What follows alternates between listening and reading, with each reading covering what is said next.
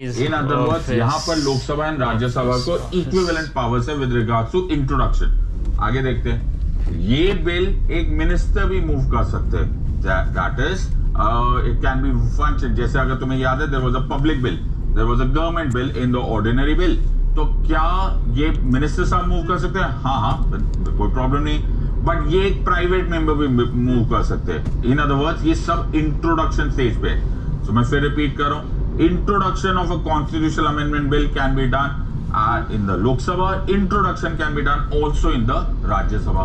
Also, introduction of the constitutional amendment bill can be done by a minister.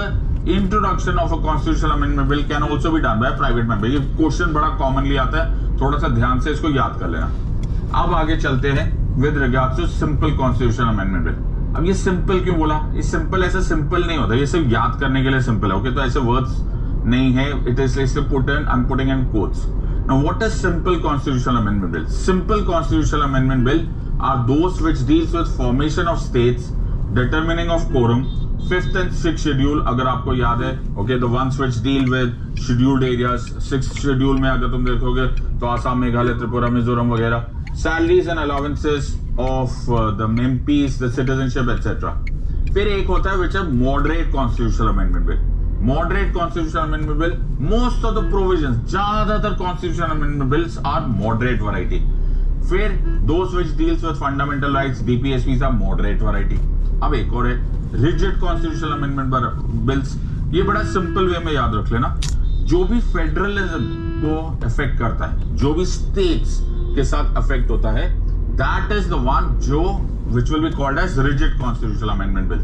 तो जैसे something to do with elections of the president, the powers of the Supreme Court, 7th schedule, union list, state list, concurrent list, article 368 खुद भी, okay, अगर आपको article 368 ही amend करना है तो आपका रिजिड वैरायटी। सर ये क्या हो रहा है, ये सिंपल क्यों है, ये मॉडरेट क्यों है और ये रिजिड क्यों है? हाँ, कोई प्रॉब्लम नहीं, इसको समझने के लिए हमें कुछ मेजोरिटीज समझनी पड़ेगी, हमें कुछ मेजोरिटीज को अंडरस्टैंड करना पड़ेगा। The kind of majorities which are used in Indian Parliament. तो इसका बड़ा सिंपल एग्जांपल है simple majority. What is simple majority? More than 50% of present and voting. मैंने क्या कहा? More than 50% of present and voting. इसको भी समझने के लिए मैं तुम्हें एग्जांपल दे देता हूँ। सपोज ये एक हाउस है,